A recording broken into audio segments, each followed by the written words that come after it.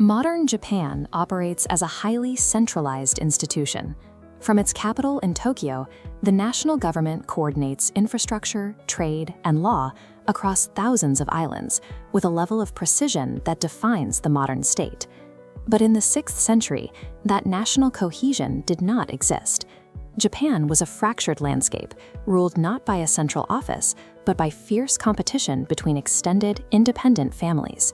These kin groups were called uji, or clans. In this system, the uji controlled nearly every aspect of life.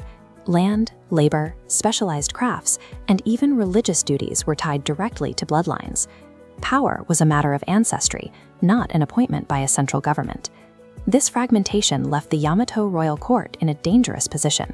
Across the sea, the Sui dynasty had unified mainland China into a single dominant power.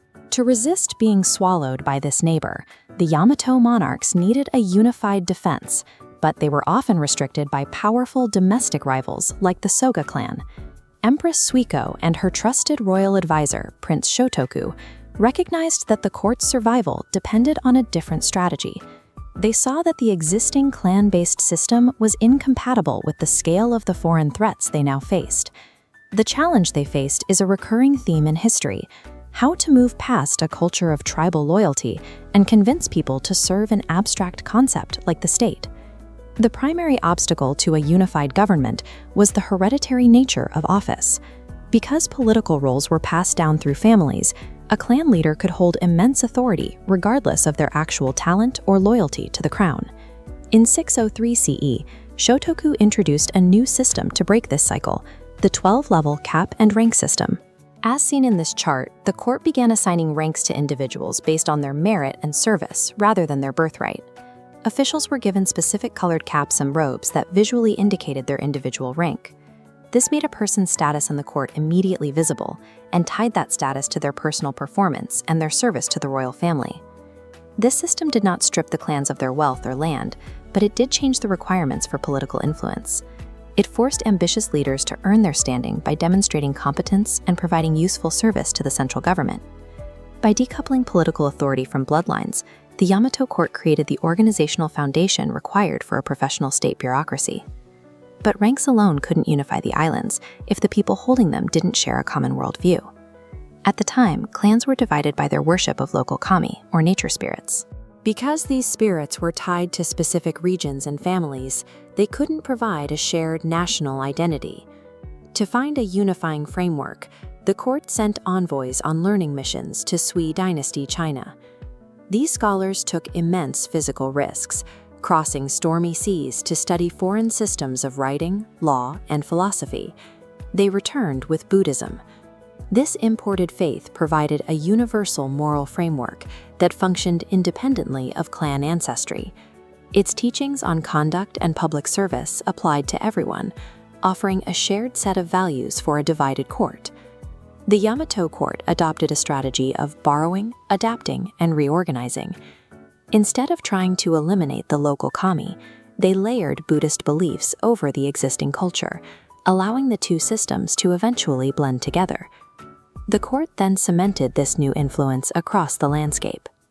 By building imposing Buddhist temples, the Yamato monarchs positioned the emperor as the primary patron of a prestigious international religion, merging their political authority with a religious one. This established a shared reality. Physical laws and bureaucratic ranks are only effective when they are supported by a unified belief system that everyone recognizes. With a new hierarchy and a shared religion in place, the court needed a final component: a code of conduct to ensure that these newly organized officials actually cooperated. This was the purpose of the 17 Articles, traditionally dated to 604 CE. This was not a modern constitution protecting individual rights. It was a moral and political guidebook designed to suppress clan interests and promote public duty. The Articles targeted the exact behaviors that led to clan friction.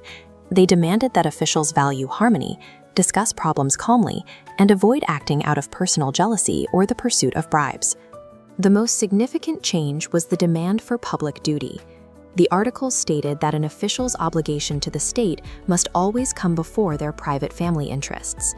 By putting these expectations into writing, the Yamato court began the process of transforming a government of personal relationships into a durable, rule-based institution.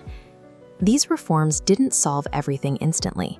As this diagram shows, powerful clans remained entrenched, holding their land and traditional influence.